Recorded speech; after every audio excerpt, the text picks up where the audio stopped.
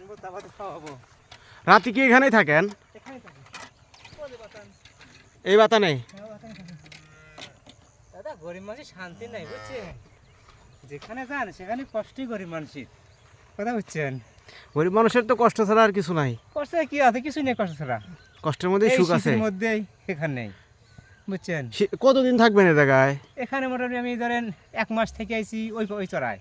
ওই পাশে চড়ায়? হ্যাঁ, পাশে চড়ায়। আচ্ছা, এখানে কতদিন থাকবেন? এখানে আইছি তো এখানে ধরেন মোটামুটি 1 মাস থাকবো। 1 মাস? এখানে খাওয়াবো, ওখানে খাওয়াবো, ওই মুড়ে এখানে ওখানে খাওয়াবো। আচ্ছা, আর এই সরিষা এগুলো সব তোলা হয়ে যাবে কতদিনে? শস্য ধরেন এই 10-15 দিনের মধ্যে উঠে যাবে। সব উঠে যাবে?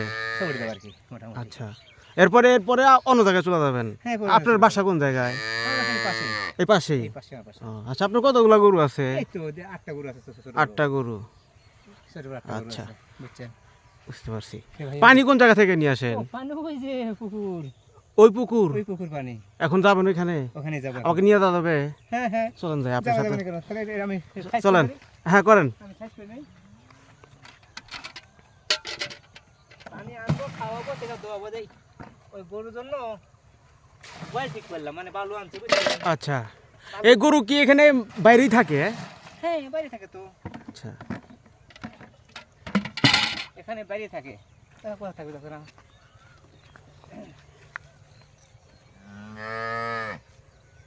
আপনি আস্তে আস্তে কাজ করেন, সমস্যা নাই। হ্যাঁ, না ওই আমার এমনি দ্রুত কাজ করা লাগবে বুঝছেন, মানে চারদিকে পানি খাওয়াবো, দোয়াবো। ও, মানে আপনারও এটা আছে? মানে এটা সবারই আছে না?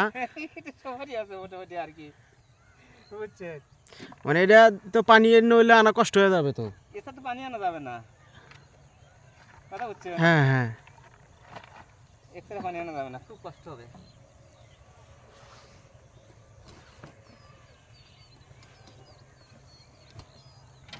ভাই যাই কোন বুঝছেন, কৃষকের শান্তি নেই দাদা, বুঝছেন। কৃষকের তো সারা জীবন কষ্ট। কৃষকের শান্তি নাই, এই ঝড় বৃষ্টি নেই তো রোদ এই চড়ার মধ্যে থাকতে হয় 12 মাস। হ্যাঁ, 12 মাস। চলেন। আমরা ওখানে যেতে পারি আনতে। হ্যাঁ, ওই চড়ার মাঝখানে একটা পুকুর আছে, সেখান থেকে পানি আনতে হয়। তো এখন আমরা কাকার সাথে যাচ্ছি পানি আনার জন্য। এই মানুষগুলো সারা বছর এই চড়ার মাঝখানেই থাকে, চড়ার মাঝখানেই তাদের জীবন, এইভাবেই তাদের জীবন চলে। প্রতিদিন এভাবেই দুবেলা করে তাদের পানি বয়ে নিয়ে আসতে হয় কাঁধে করে গরুগুলোকে খাওয়ানোর জন্য। এই গরুগুলোকে পালনের জন্য তাদের অক্লান্ত পরিশ্রম করতে হয় প্রতিদিন। এই গরুগুলোই তাদের জীবন জীবিকা। কাকা, গরু গুঁতা টুটা দিও নাকি? গরু গুঁতা টুটা দিও নাকি? কাছে গেলে দিবে। দেখুন পানির জন্য কত দূর যেতে হয় তাদের। তার মধ্যে একটা কথা কি বুঝছেন দাদা, হ্যাঁ এর মধ্যে মজা আছে কাজের হ্যাঁ, মধ্যে, মজা বুঝছেন? আছে, শান্তি আছে। তার কারণ আপনার যে নিজের সব কিছু নিজে গাই খাওয়াচ্ছি, দোয়াচ্ছি, নিজে খাচ্ছি, করে খাওয়াচ্ছি, হ্যাঁ, বুঝছেন, একটা আনন্দ আছে, এটার আনন্দ মধ্যে আর আছে, কি। কথা বুঝছেন। কোনো টেনশন নাই। না, কোনো টেনশন নেই, তেল লাগছে, কাজ করলাম, এখন আইসি গাই দেবো, আবার একটু করে চলে যাবো, এটাই। এই তো কাজ। হ্যাঁ। দুধ হয় কতটুকু প্রতিদিন? দুধ দেন প্রতিদিন ধরেন 28-30 28-30 লিটার? লিটার, মাশাআল্লাহ। বুঝছেন। মোটামুটি এই দিয়ে আর কি আমাদের চলে আর কি কোনো রকম। ভালোই চলে, মোটামুটি ভালো চলে, বুঝছেন। এই যেখানে পানি নেবো, এটা একটা বিল। এটা বিল, একটা বিল এটা।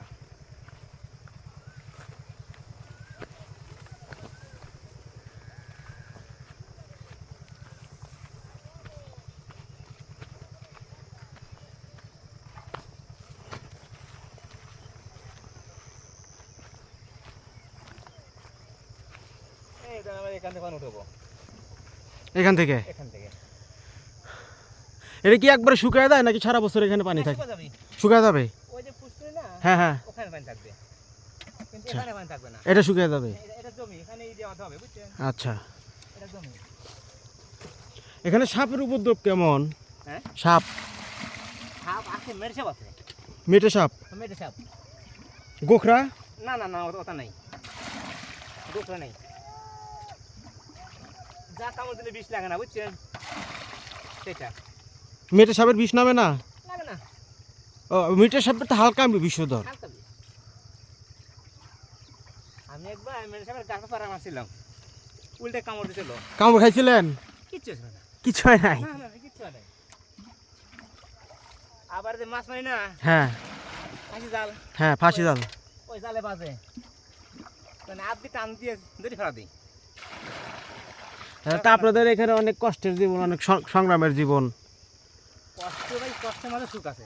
অবশ্যই, কষ্টের পরেই সুখ। কষ্টের মাঝে সুখ আছে। আপনি ওইটা আমার কাছে দিতে পারেন। কোনটা? হ্যাঁ, ওইটা আমার কাছে দিতে পারেন। এটা হ্যাঁ হ্যাঁ। নেন। দুইটার ওজন তো মিনিমাম 60 কেজি। 30-60 তো আছেই। 60 কেজি। হ্যাঁ, এই 60 কেজি ওজন নিয়ে যাইতে হবে, তো অনেক কষ্টের পরিশ্রমের একটা কাজ। পরিশ্রম তো আছেই।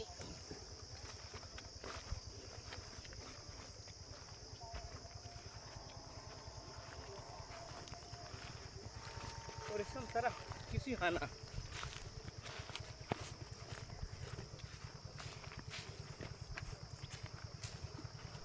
দেখুন কিভাবে বয়ে নিয়ে যাচ্ছে পানি। এই 50 থেকে 60 কেজি ওজনের দুটো বালতি নিয়ে যেতে হয় প্রতিদিন।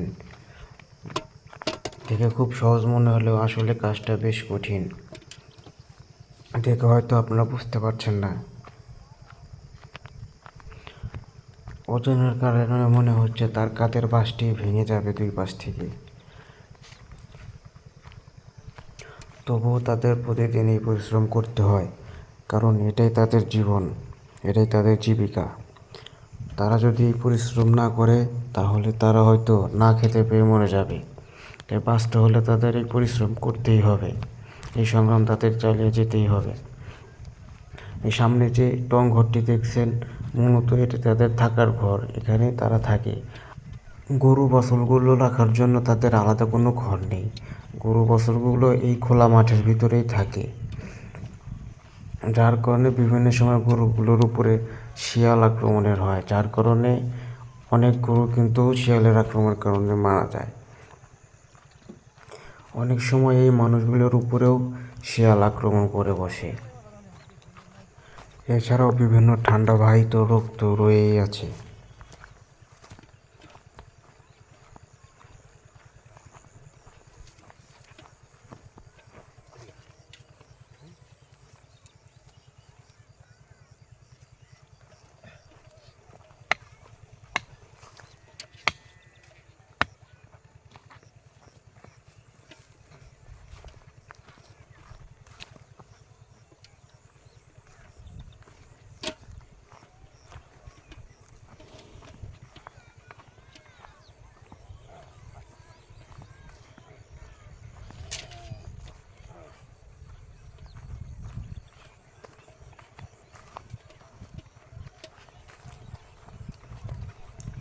দেখতে দেখতে প্রায় সন্ধ্যা হয়ে এসেছে।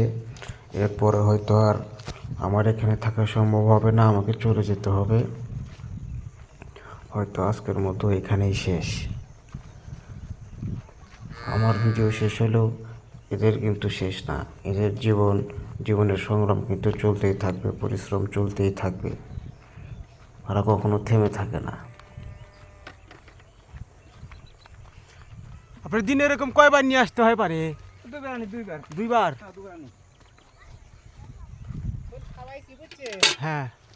এখন একটু পানি দাও হালকা, তেল এগুলি রাখছি গোটা দিয়ে। ও আচ্ছা, পানি খাওয়াছি গেছে একবার, বুঝছেন? মানে খাওয়া দাওয়ারা এখানেই থাকবে? হ্যাঁ, এখানে থাকবো ওরা।